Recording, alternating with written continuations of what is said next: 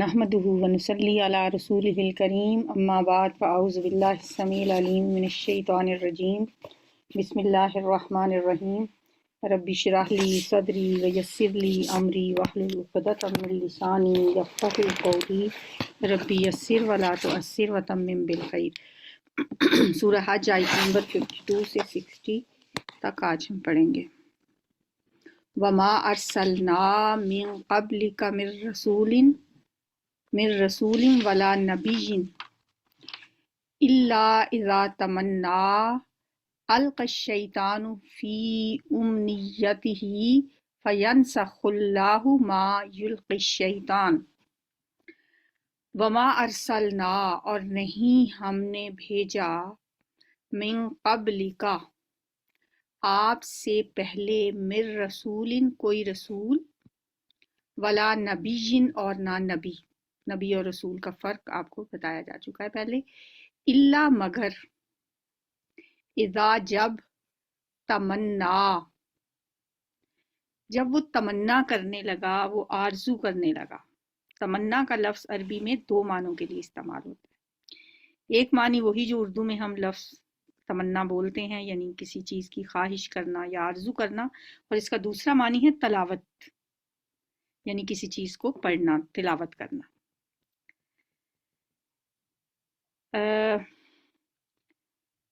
جب تمنا کی کسی نبی نے، کوئی بھی نبی، جب نبی صلی اللہ علیہ وسلم سے اللہ تعالیٰ فرما رہے ہیں کہ اے نبی صلی اللہ علیہ وسلم، ہم نے آپ سے پہلے کوئی رسول اور کوئی نبی ایسا نہیں بھیجا جس کے ساتھ یہ معاملہ پیش نہ آیا ہو کہ جب اس نے تمنا کی، اذا تمنا القی الشیطان، خلل ڈالا شیطان نے، فی امنیتہ، اس کی تمنا میں، اس کی آرزو میں شیطان خلل انداز ہو گیا۔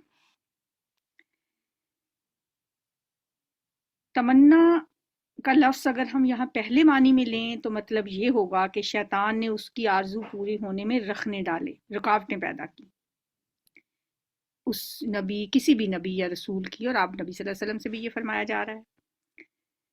دوسرے معنی میں لیا جائے تو مراد یہ ہوگی کہ جب بھی اس نے اللہ کا کلام لوگوں کو سنایا، شیطان نے اس کے بارے میں طرح طرح کے اعتراضات پیدا کی، عجیب عجیب معنی اس کو پہنائے، اور جو ایک صحیح مطلب ہے اس کے علاوہ ہر طرح کے الٹے سیدھے مطلب لوگوں کے دلوں میں ڈالے۔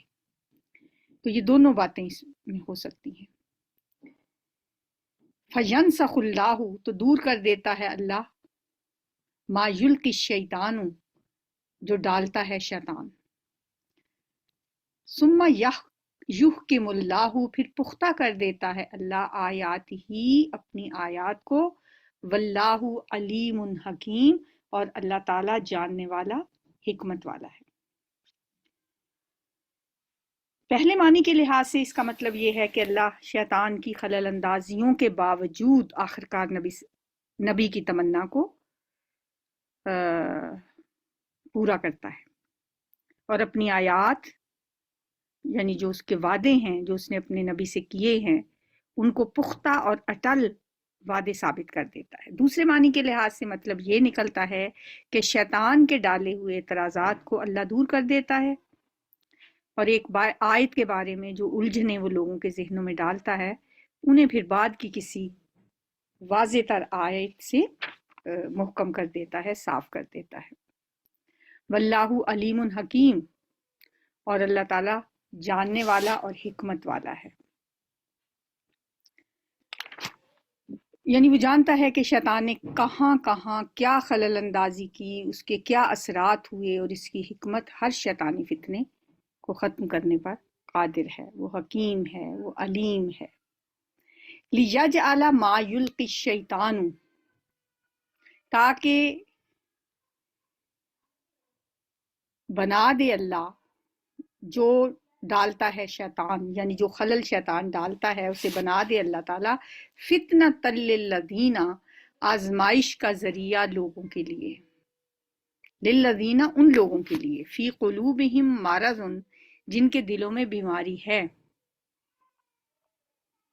والقاسیۃ، اور جن کے سخت ہیں، قلوبہم، دل، جن کے دلوں میں بیماری ہے، اور جن کے دل سخت ہیں یعنی کھوٹے ہیں، انہیں نفاق کا روگ لگا ہوا ہے، تاکہ شیطان کی ڈالی ہوئی خرابی کو اللہ ان کے لیے آزمائش بنا دے۔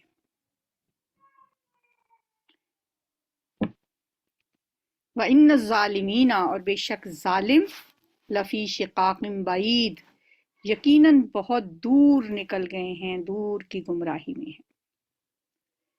وَلِيَعْلَمَ الَّذِينَ، اور تاکہ جان لے اللہ، اور تاکہ جان لیں وہ لوگ، اوت العلم، جو دیے گئے ہیں علم، انہ الحق، کہ بے شک وہ حق ہے، من ربی کا، آپ کے رب کی طرف سے، فیؤمنوا بہ، تو وہ ایمان لائیں اس پر، فتخبت، پس جھک جائیں، لہو، اس کے لیے، قلوبہم، ان کے دل، وَإِنَّ اللَّهَ، اور بے شک اللہ تعالیٰ، لَہَادِ الَّذِينَ، یقیناً ہدایت دینے والا ہے ان لوگوں کو، آمنو، جو ایمان لائے، الی صراط مستقیم، سیدھے راستے کی طرف۔ اب اس آیت تھوڑی سی مشکل آیت ہے یہ، اس لیے پہلے میں نے پورا پڑھ لیا اس کو، تاکہ اب اس کی تھوڑی سی وضاحت کروں گی تو آپ کو انشاءاللہ سمجھ آ جائے گی۔ یعنی شیطان کی یہ جو خلل اندازیاں ہیں، ان کو اللہ نے لوگوں کی آزمائش اور کھرے کو کھوٹے سے جدا کرنے کا ایک ذریعہ بنا دیا ہے۔ ظاہر ہے جو بگڑی ہوئی ذہنیت کے لوگ ہیں وہ انہی چیزوں سے غلط نتیجے نکالتے ہیں، اور یہ ان کے لیے گمراہی کا سبب بن جاتا ہے۔ جو صاف ذہن کے لوگ ہیں وہ یہی باتیں نبی اور اللہ کی کتاب کے پر حق ہونے کا ان کو یقین دلا دیتی ہیں، اور وہ محسوس کرتے ہیں کہ یہ سب شیطان کی شرارتیں ہیں، اور یہ چیز انہیں مطمئن کر دیتی ہے کہ یہ دعوت یقیناً حق کی دعوت ہے، ورنہ شیطان اس پر اس قدر غصے میں نہ آتا، نہ تل ملاتا۔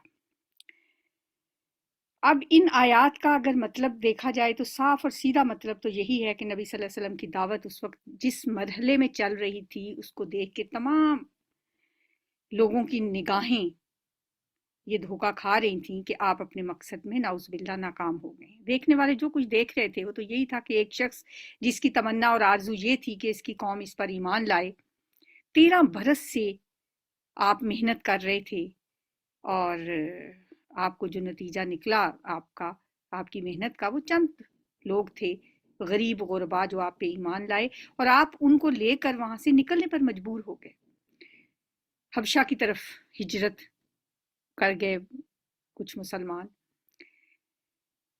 اور پھر آپ کا یہ بیان جب لوگ سوچتے کہ آپ فرماتے ہیں کہ میں اللہ کا نبی ہوں، اللہ کی مدد میرے ساتھ ہے، اور قرآن کے یہ اعلانات کہ نبی کو جھٹلانے والی قوم پر عذاب آ جاتا ہے، تو انہیں آپ کی اور قرآن کی صداقت پہ شک ہونے لگتا، اور بڑھ چڑھ کے وہ باتیں بناتے آپ کے خلاف، اور کہتے کہ کہاں گئی آپ کی اللہ کی مدد کدھر گئی، وہ عذاب کے وعدے کدھر گئے، عذاب کیوں نہیں آ جاتا جس کا آپ ہمیں ڈراوے دیتے رہتے ہیں۔ ان باتوں کا جواب اس سے پہلے کی آیتوں میں دیا گیا تھا، اور انہی کے جواب میں یہ آیات بھی پھر ارشاد ہوئیں۔ پہلے کی آیتوں میں جواب کا رخ کفار کی طرف تھا، اور ان آیتوں میں اس کا رخ، یہ جو آیتیں ہیں ان میں اس کا رخ ان لوگوں کی طرف ہے جو کفار کی باتوں سے متاثر ہو رہے تھے۔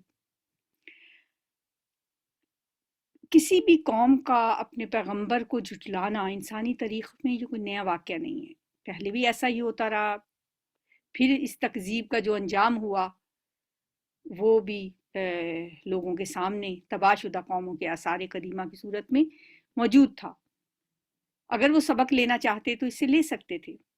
رہی یہ بات کہ تکذیب کرتے ہی وہ عذاب کیوں نہیں آ گیا ان پہ جن کا قرآن میں بکثرت ذکر کیا گیا، تو آخر یہ کب کہا گیا ہے ان آیتوں میں کہ فوری طور پہ عذاب آئے گا؟ نبی نے تو کبھی نہیں یہ کہا کہ عذاب لانا میرا کام ہے، یہ فیصلہ تو اللہ کے ہاتھ میں، جلدی آئے یا دیر سے آئے، اللہ ہمیشہ قوموں کو مہلت دیتا رہا ہے، اب بھی دے رہا ہے، اور یہ مہلت صدیوں پہ بھی محیط ہو سکتی ہے۔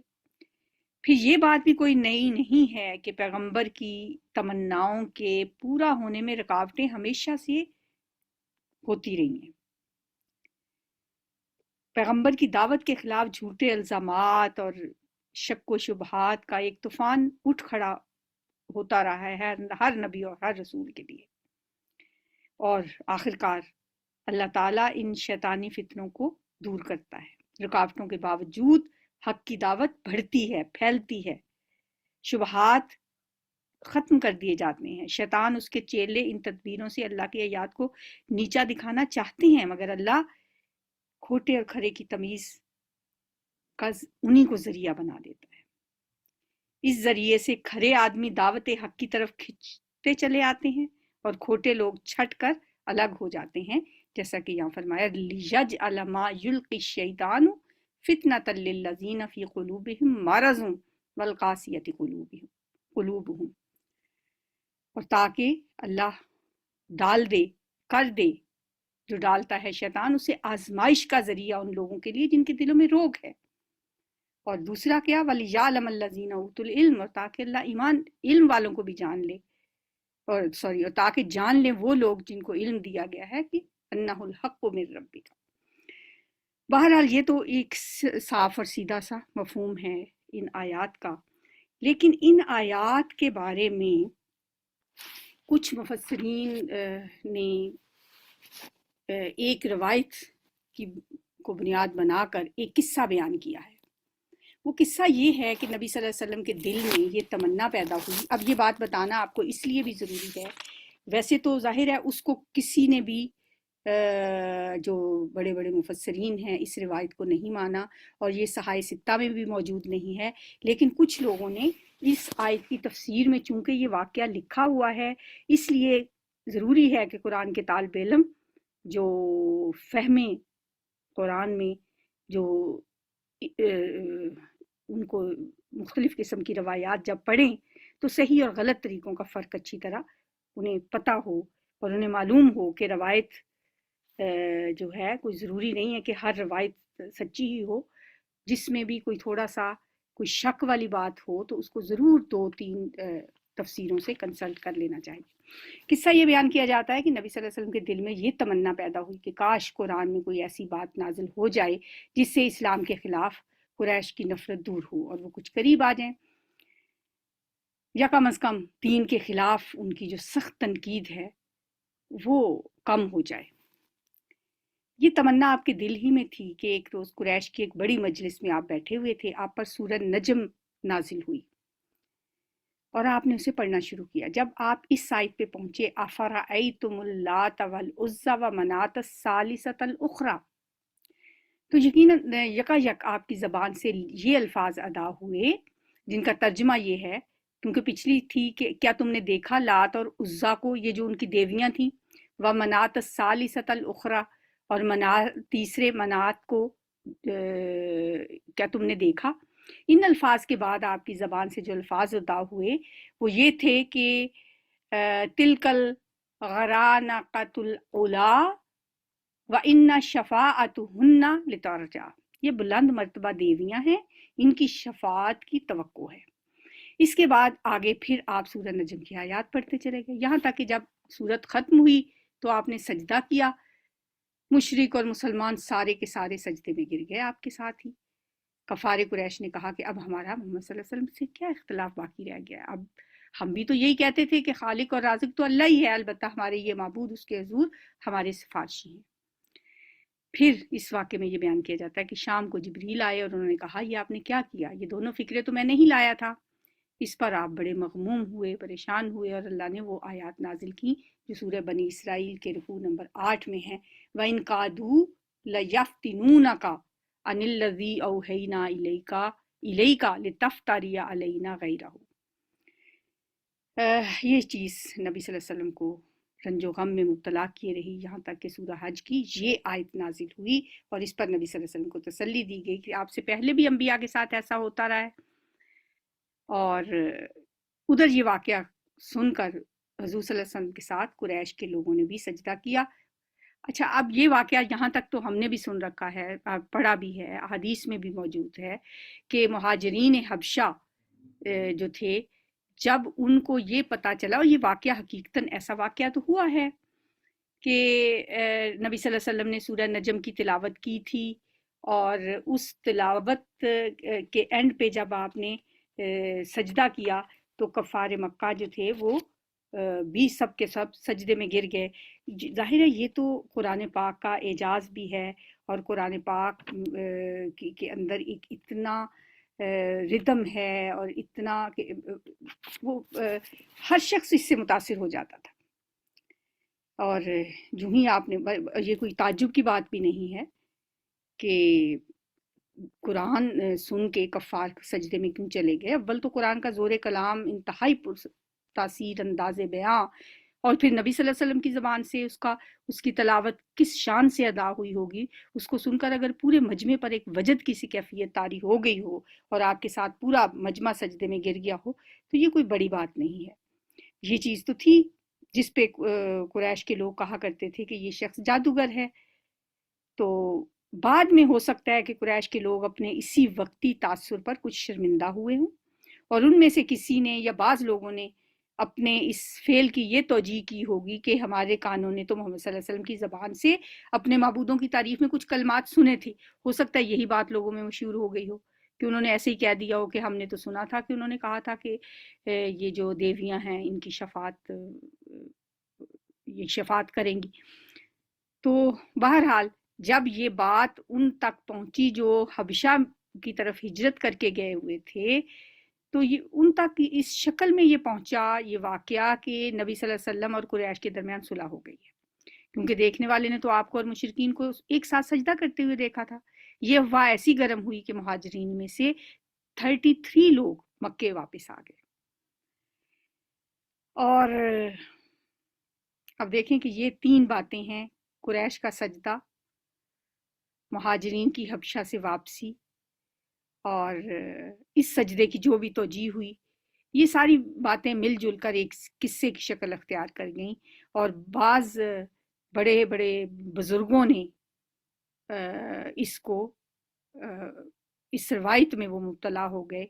انسان ہیں، بعض اوقات لغزش ہو جاتی ہے، اور یہ جو لغزش ہے، بعض اوقات ایسی لغزشیں پھر نقصان دہ بھی ہوتی ہیں، دین پہ ایک الزام کی بات اس میں آتی ہے۔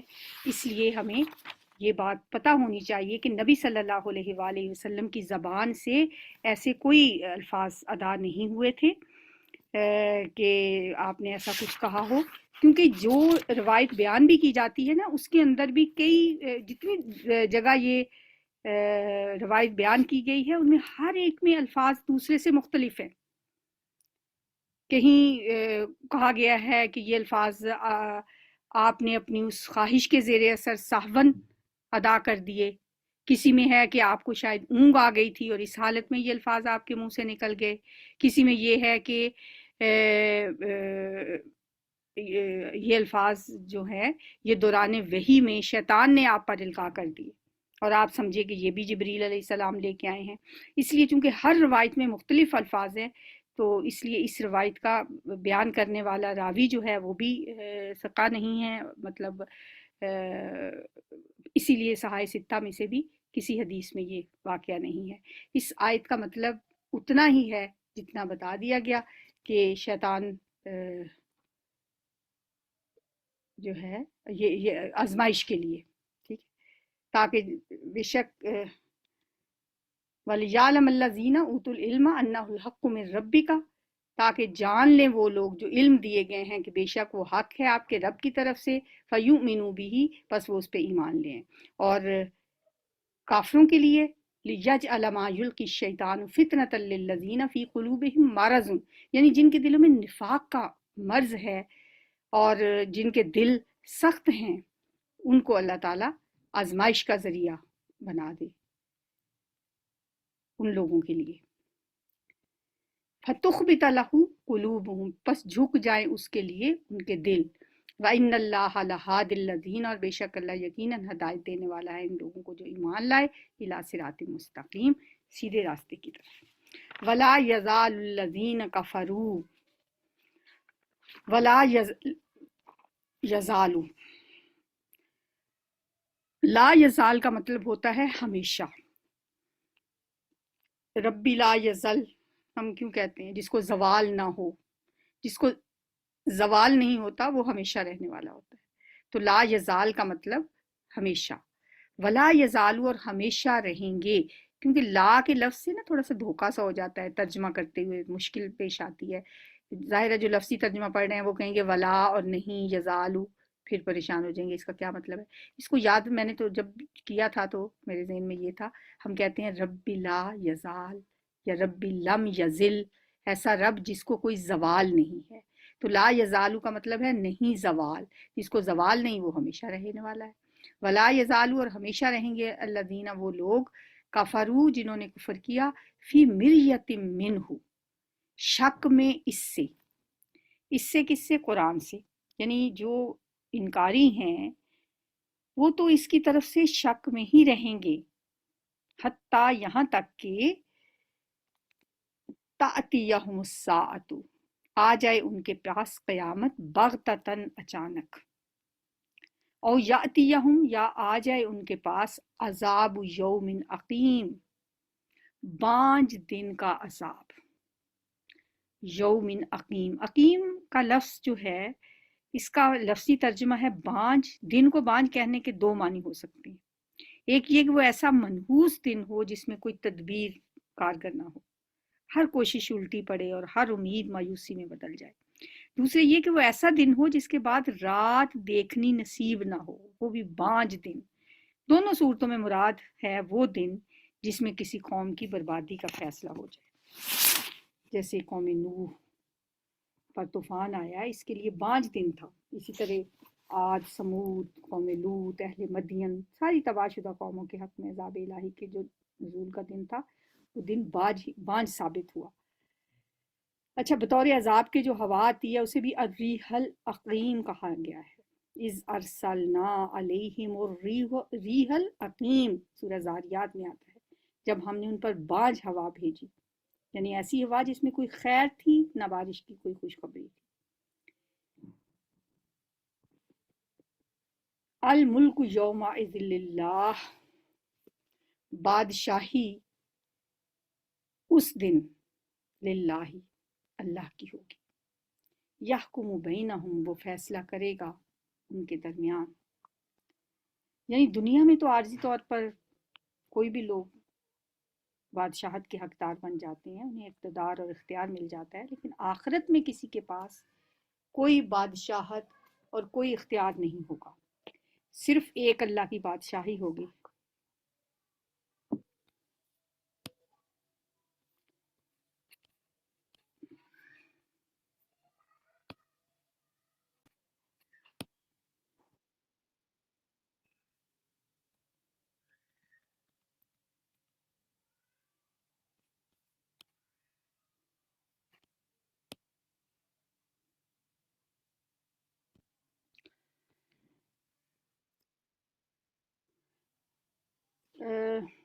لیکن آخرت میں کسی کے پاس کوئی بادشاہت نہیں ہوگی، صرف ایک اللہ کی بادشاہی ہوگی اور اسی کی فرمانروائی ہوگی۔ ایک جگہ پہ آتا ہے سورہ فرقان میں، الملک یومئذ الحق للرحمن، الملک یومئذ الحق للرحمن وکان یوما علی الکافرین عسیرا، بادشاہی اس دن ثابت ہے واسطے رحمان کے، اور یہ دن کافروں پر بڑا سخت ہوگا، علی الکافرین عسیرا بہت بھاری ہوگا۔ اور سورہ المومن میں آتا ہے لمن الملک اليوم، اللہ پوچھے گا آج کس کی بادشاہی ہے، پھر خود ہی جواب دے گا للہ الواحد القہار، ایک اللہ کی بادشاہت جو کہ غالب ہے، قہار ہے۔ یحکم بینہم وہ فیصلہ فرما دے گا ان کے درمیان۔ فالذین آمنوا تو وہ لوگ جو ایمان لائے، وعملوا الصالحات اور انہوں نے نیک اعمال کیے، فی جنات النعیم وہ نعمتوں کے باغات میں ہوں گے۔ والذین کفروا اور وہ لوگ جنہوں نے کفر کیا، وکذبوا بآیاتنا اور انہوں نے ہماری آیات کو جھٹلایا، فاولئک تو وہی لوگ ہیں، لہم عذاب مہین کہ ان کے لیے رسوا کرنے والا عذاب ہے۔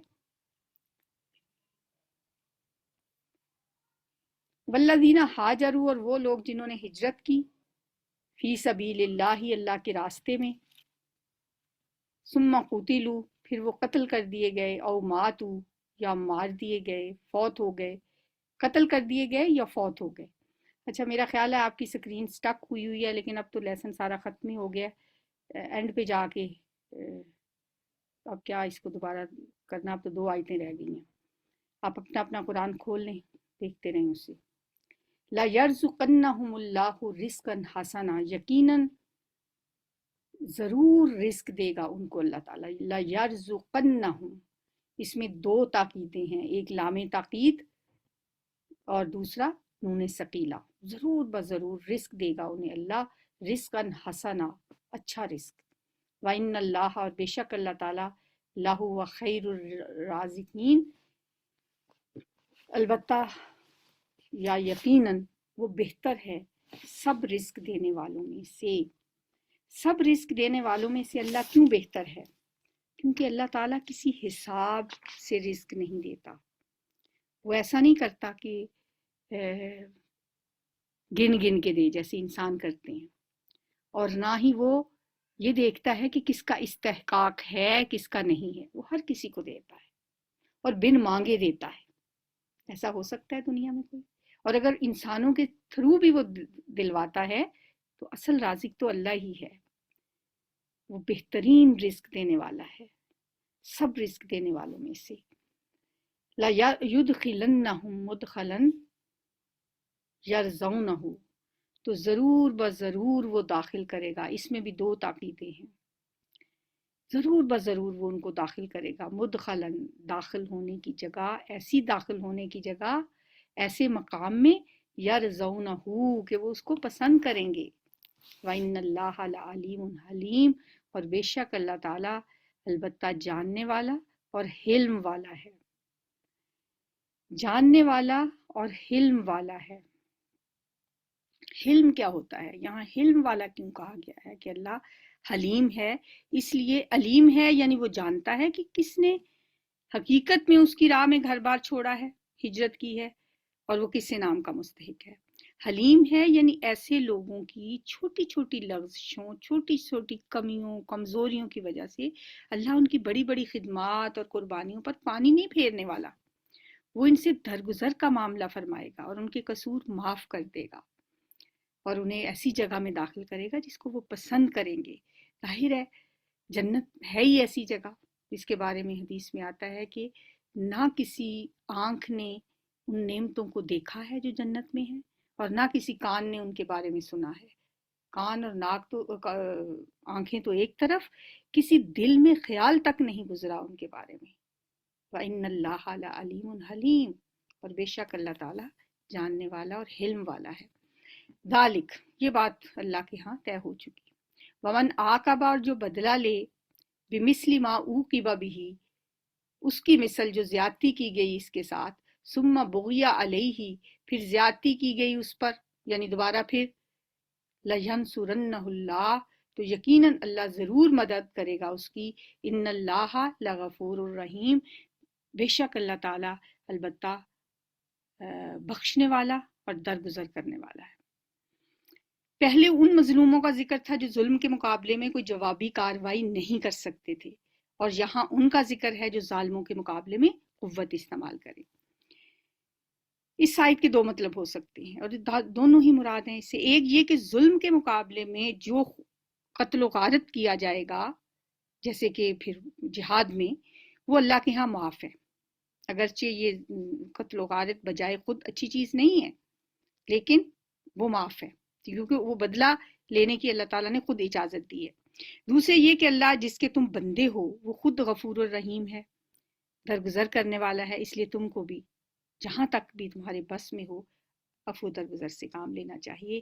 اہل ایمان کا زیور یہی ہے کہ وہ حلیم ہوں، عالی ظرف ہوں، متحمل مزاج ہوں، بدلہ لینے کا حق انہیں ضرور حاصل ہے، مگر انتقامی ذہنیت اپنے اوپر طاری کر لینا ان کے لیے مناسب نہیں ہے۔ تو یہ تھی آج کی آیات، دعا مانگ لیتے ہیں۔ یا ربی لک الحمد کما ینبغی لجلال وجہک وعظیم سلطانک، اللہم صلی وسلم علی نبینا محمد، ربنا ہب لنا من ازواجنا وذریاتنا قرۃ اعین واجعلنا للمتقین اماما۔ اللهم اشف مرضانا ومرضى المسلمين اذهب البأس رب الناس واشف انت الشافي لا شفاء الا شفاؤك شفاء لا يغادر سقما ربی انی مسنی الضر وانت ارحم الراحمین. یا اللہ مجھے بیماری لگ گئی ہے. ربی انی مسنی الضر وانت ارحم الراحمین. اور تو سب رحم کرنے والوں سے بڑھ کر رحم کرنے والا ہے. یا اللہ میری اس بیماری کو دور فرما دے. انا للہ و انا الیہ راجعون. اللہم اجرنی فی مصیبتی و اخلف لی خیر منہا. اے اللہ ہم تیرے بندے ہیں، تیرے لیے ہی ہیں اور تیری ہی طرف لوٹ کے جانا ہے. اللہم اجرنی فی مصیبتی. یا اللہ اس بیماری اس تکلیف کا مجھے اجر عطا فرما. واخلف لی خیر منہا. اور مجھے اس کا بہترین نعم البدل عطا فرما. یا اللہ میں تیری رضا میں راضی. اللہم اسلمت نفسی الیک. یا اللہ میں نے اپنا آپ تیرے حوالے کیا. وفوضت امری الیک. اور اپنا معاملہ تیرے سپرد کیا. ووجہت وجہی الیک. اور اپنا چہرہ تیری ہی طرف جھکا دیا. والجأت ظہری الیک. اور اپنی کمر تیری طرف جھکا دی. رغبتا و رہبتا الیک. تیری ہی طرف رغبت کرتے ہوئے اور تجھ سے ڈرتے ہوئے.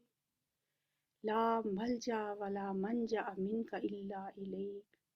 یا اللہ نہ تو کوئی جائے پناہ ہے تیرے بغیر اور نہ ہی کوئی نجات کا ذریعہ ہے. یا اللہ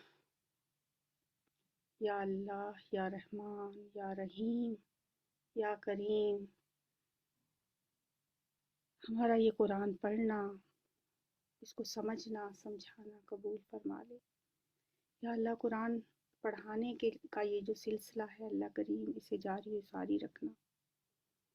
یا اللہ زندگی کی اتنی مہلت دینا صحت کے ساتھ کہ اس کام کو پائے تکمیل تک پہنچا سکیں. یا اللہ یہ زندگی تیری امانت ہے. جب تک تو سمجھتا ہے کہ میرے حق میں بہتر ہے تو زندہ رکھنا. جب تو سمجھے کہ دنیا سے جانا بہتر ہے تو یا اللہ تو اپنے پاس بلا لینا. یا رب العالمین کسی کا محتاج نہ کرنا. مرتے دم تک اپنے قدموں پہ چلتا رکھنا. یا رب العالمین یا ارحم الراحمین مرتے وقت کلمہ نصیب کرنا، آسان موت دینا. یا اللہ تیرے پاس آنے کو، تجھ سے ملنے کو تو دل کرتا ہے لیکن یہ راستہ بڑا کٹھن ہے، اسے آسان کر دینا. ہم سب کے لیے موت کا مرحلہ آسان کر دینا. یا اللہ قبر میں آسانیاں کرنا، حشر میں آسانیاں کرنا، پل صراط پہ آسانیاں کرنا، نور عطا فرما دینا. یا اللہ جنت الفردوس میں ہم سب کو داخل کر دینا. اور میرے اللہ میرے تمام طالب علموں کو اور ہم سب کو اکٹھے جنت میں داخل کرنا. یا اللہ ہم سب کو جنت میں اکٹھا کر دینا.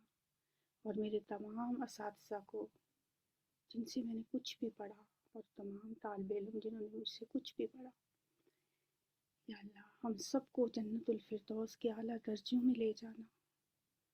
یا اللہ ہمارے سارے جاننے والے بہن بھائی عزیز رشتہ دار دوست احباب اہل خانہ سب کو بغیر حساب کے بخش دینا.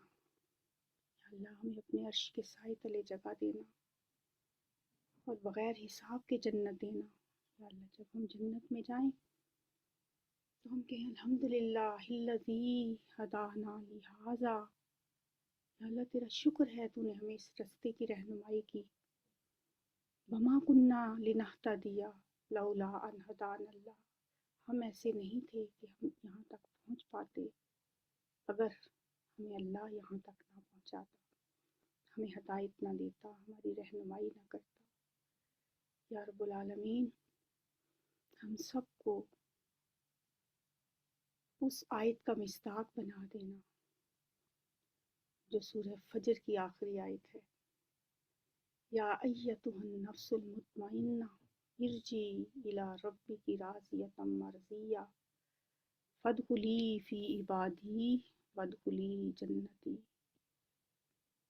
جب ہم اس دنیا سے جائیں تو یا اللہ یہ آیت ہمارے ہی لیے ہو جس میں تو نے فرمایا ہے اے نفس مطمئنہ لوٹ آ اپنے رب کی طرف راضی راضی خوشی خوشی، میرے بندوں میں شامل ہو جا اور میری جنت میں داخل ہو جا۔ یا اللہ ہم سب کے نفوس کو ایسے ہی نفوس مطمئنہ بنا دے۔ یا اللہ ہمارے ماں باپ پہ رحم فرما جیسے انہوں نے بچپن میں ہمیں پالا، رب ارحمہما کما ربیانی صغیرا۔ یا اللہ ہمارے تمام دوست احباب رشتہ دار بہن بھائی جو اس دنیا سے چلے گئے ان کی مغفرت فرما دے۔ یا اللہ ہمیں اپنے ماں باپ کے لیے صدقہ جاریہ بنانا، ہماری اولاد کو ہمارے لیے صدقہ جاریہ بنانا۔ یا اللہ ہماری نسلوں میں کوئی فاسق اور فاجر پیدا نہ کرنا، ہماری اولادوں کو اسی دین پہ چلانا، ہدایت کے رستے پہ رکھنا، ایمان والی زندگیاں دینا، نمازی بنانا، قرآن پڑھنے اور پڑھانے والا بنانا۔ یا رب العالمین اس دنیا کو ہماری سب سے بڑی غم کی اور فکر کی چیز نہ بنانا۔ یا اللہ ہمیں آخرت کا بڑا غم لگا دے، یہ دنیا کے چھوٹے چھوٹے غموں کو ہمارے لیے غیر اہم بنا دے۔ یا اللہ یہ چند روزہ زندگی ہے، آخرت کی فکر میں گزارنے کی توفیق عطا فرما دے۔ یا رب العالمین یہ جتنی دعائیں میں نے مانگی ہیں یہ سب میرے تمام سننے والوں کے حق میں قبول و منظور فرما لینا۔ ہم سب کی یہی دعائیں ہیں، ہم سب کے یہی مسئلے ہیں، ہم سب کی یہی پریشانیاں ہیں، ہم سب کا سب سے بڑا غم آخرت کا ہی غم ہے۔ یا رب العالمین ہمیں اس سے نجات دلا دینا۔ یا اللہ ہمارے لیے اگلی منزلیں آسان کر دینا۔ ربنا تقبل منا انک انت السمیع العلیم وتب علینا انک انت التواب الرحیم وصلی اللہ تعالی علی خیر خلقہ محمد وآلہ وصحبہ اجمعین برحمتک یا ارحم الراحمین۔ آمین یا رب العالمین، آمین یا رب العالمین، آمین یا رب